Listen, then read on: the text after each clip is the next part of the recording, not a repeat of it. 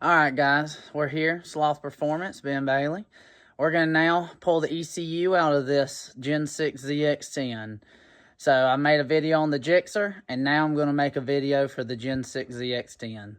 And this one's in for a street tune, but we're going to go ahead, and I got to pull the ECU for the part number anyway, so we're going to go ahead and show you that. Here's today's bike. It's a nice black Gen 6 ZX10R. It's got the airbox mod, a filter, and an arrow slip-on, full TI arrow slip-on, and that's basically it. Nothing else crazy. We're going to be street tuning it, but the video is going to be on ECU removal. So obviously the cowl comes off. Set it there. Y'all all know the key goes here. Now, basically, we're going to start pulling these apart, because this, usually there's two little grommets here, and these go into the grommets. So you just pull them up and rotate it out. And then we have to go in here and fish this. It's kind of hard with one hand, but you got to, oh, no, here we go. You got to slide it over and scoot it out. Well, that only took two hands, but there's little pieces up under there. I'll show you once the seat comes on.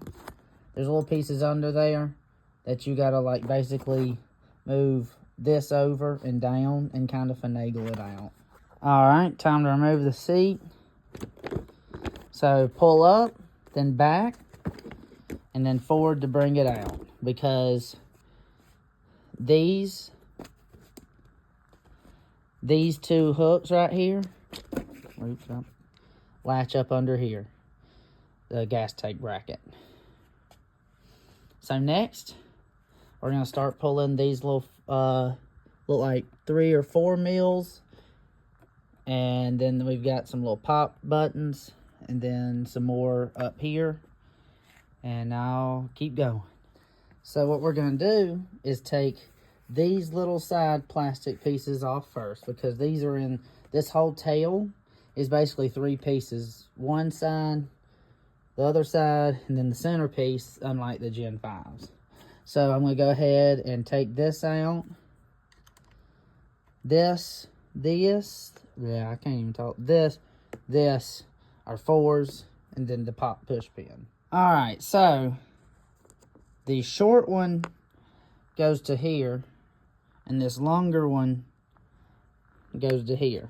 So we can go ahead and, oops, again, one-handed, pop this off. Okay, so it's hard to do with one hand, so, but there's push pins right there. Let me focus. There, and right here that go in these holes. So I just take 2 hands and be careful and just kind of finagle it off. And I'm going to go ahead and do this to this other side and go ahead and take this off. All right, I pulled this side off. It's got the same 2 push pins as the other, but the lock cylinder's here.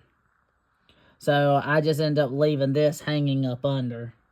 But all we got to do now is take this one and this one out, and then this whole rear section will slide off.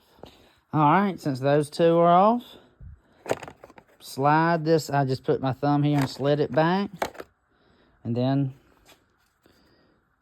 she's off. Now we have 1, 2, 3, 4 8mm bolts. We're going to pop off and then flop this plastic piece over this way, and we'll be at the ECU.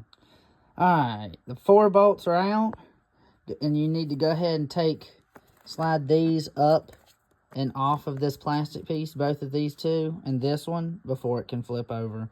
And the owner, she's got one of these on here. I'll probably just disconnect this and then, I'll disconnect this and then flip it over. Okay, so the way she has this done and wired goes all the way through here to the battery. So, and then I can't fit this through this hole. So I'll end up, what I'm going to do is I'll just flip it forward. But here's the ECU. And I went ahead and I just unclipped these 2. It was easier. But that way I can get the ECU out that way. But here's the 2 clips for the ECU right here, which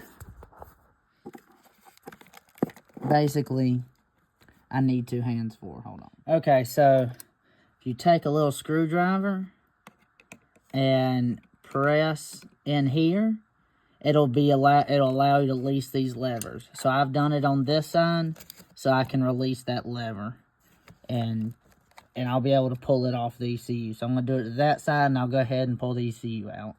Okay, so to not strip the crap out of these 2, I'm leaving this on. So here's the deal. The 2 plugs are off. You gotta make sure you come all the way till they make a loud, audible clicking noise, and they'll just easily pop off. So I got them popped off.